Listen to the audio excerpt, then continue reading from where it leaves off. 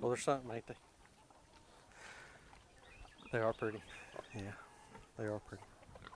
Well, hey friends and neighbors, this is Chuck out at Sheraton Park Farms. Welcome back to the farm. So this is Big Mama and Little Mama, and if y'all remember, they're our breeding sows. They had a litter, both of them had a litter of piglets, about April 15th, so a couple months ago, almost 3 months ago. They're weaned off, the piglets are, and we've done some videos on them, but it's time to rebreed these girls. They've both shown signs of coming back into heat.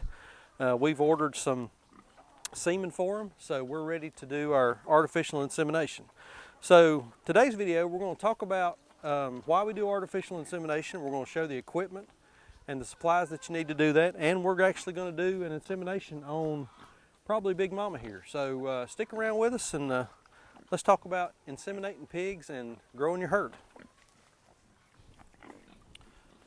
So why do we do artificial insemination versus keeping a boar around? Well, there's a couple of reasons that we do it on our farm, and our reasons may be different from yours. You may have a different setup, you may have some different goals in mind, but this is the reason that we elect to do artificial insemination, or AI, as opposed to keeping a boar.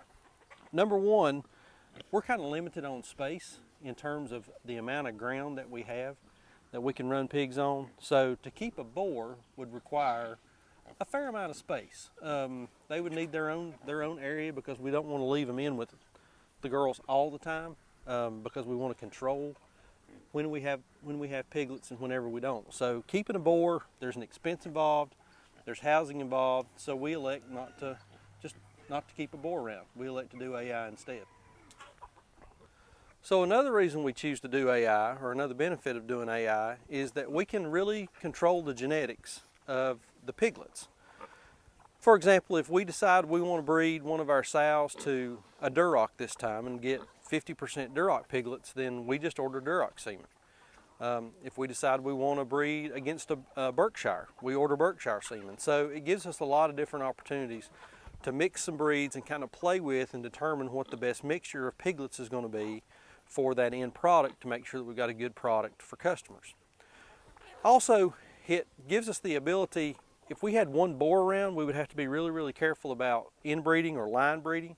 Whenever we're choosing whenever we're choosing boar semen from a catalog, then we don't have to worry about that.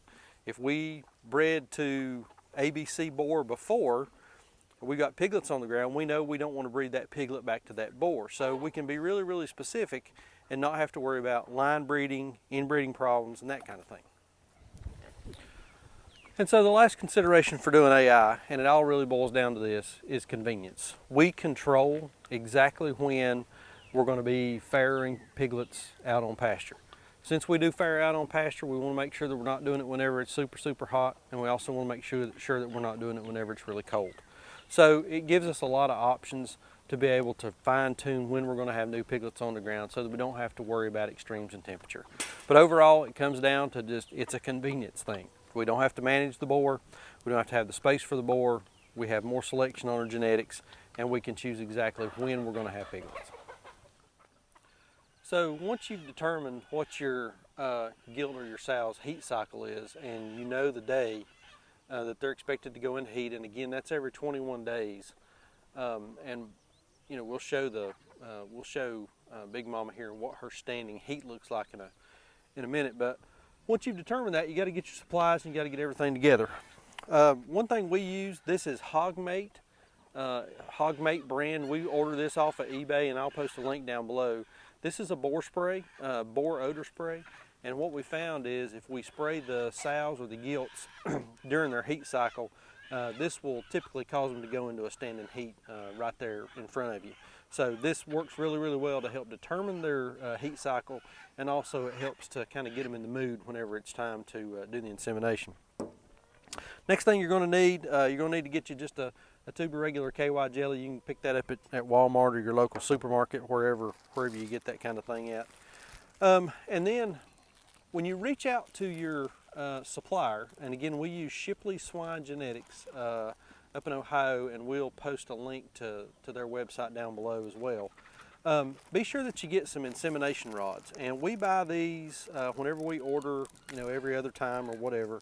They come in a pack of 5, and they're just simple insemination rods. They're about, I don't know, they're about 18, 24 inches long. They do have the spiral tip. There's also another type, I think, that has a foam tip. I don't have any experience with that one, but this is the one that we use. It does have a spiral tip on the end, and this is what you use to actually inject the semen into the sow. And we'll show the technique on that here in just a few minutes whenever we do the insemination on this pig. And then, of course, you're going to need to order your semen. And this is how it comes. We order it, and it comes next day shipped. It comes in just a plain white box. And then inside, it does have a foam. Shipley's uses a foam internal box. And then also they throw a couple of these cold packs in to keep it at the appropriate temperature. And then your semen comes packaged in these clear kind of soft-sided bottles, and typically they will put the name of the boar on the bottle. So that's how your supplies are going to come. That's how your supplies are going to look, and what you're going to need to get your sow inseminated.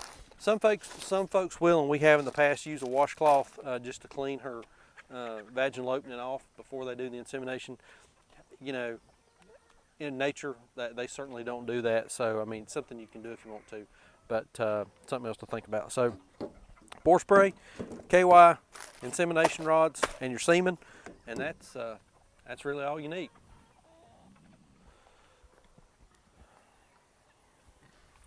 All right, so this is a standing heat.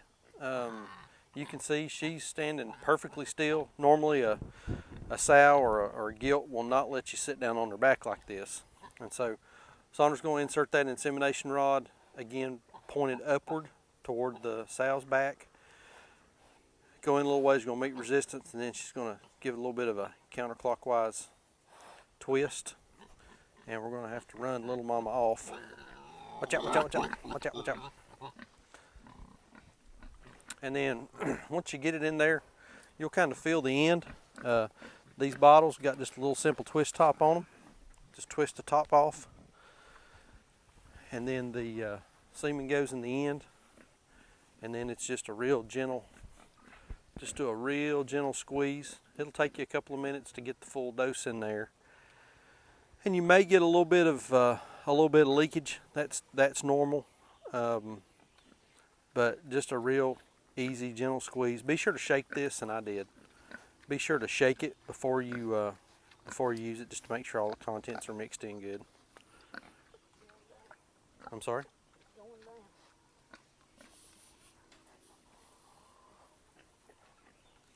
And then you're going to have some visitors. I want to see what's going on here.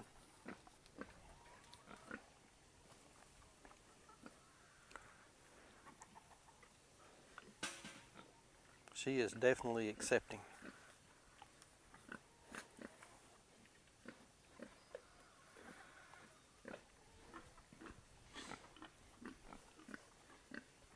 Getting a little bit of leakage there, but again, that's normal.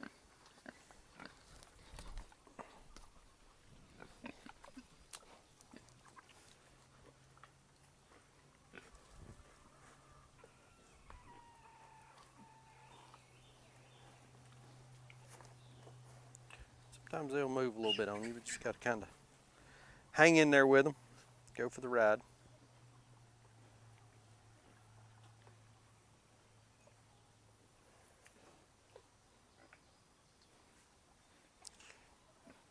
And then once you're done with the majority of the contents, take the bottle back off, get just a little bit of air in it, and then inject just a little bit of air as a follow-up to push whatever is left inside that insemination rod. Just go ahead and get it up into the cervix. So, and again, this should take a couple of minutes to do.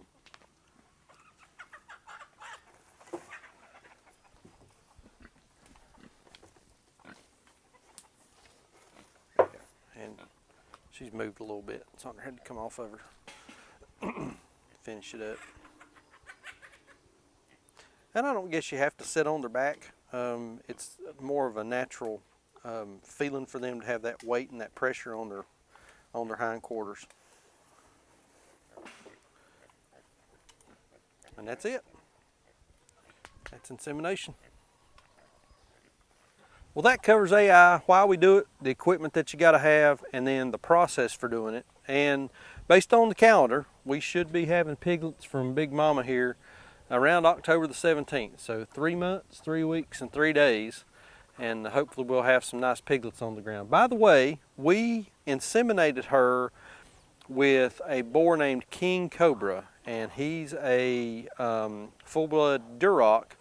Good looking pig. I'll post a link to his bio down below. Hopefully we can see some benefits of his big musculature and his big body, and we can get some good quality piglets off of Big Mama and King Cobra, a match made in heaven. So I'm gonna post a link to a couple other videos, some other stuff we got going on over here. We've got piglets on the ground. We're managing some piglets up here. We've got egg chickens, we've got meat chickens, just a lot of stuff happening around the farm. And also that subscribe button is going to pop up in the center of the screen. If you've not subscribed, please hit that subscribe button. Follow along with us, and we got a lot of interesting stuff going on. We look forward to continuing doing these videos and sharing it with you.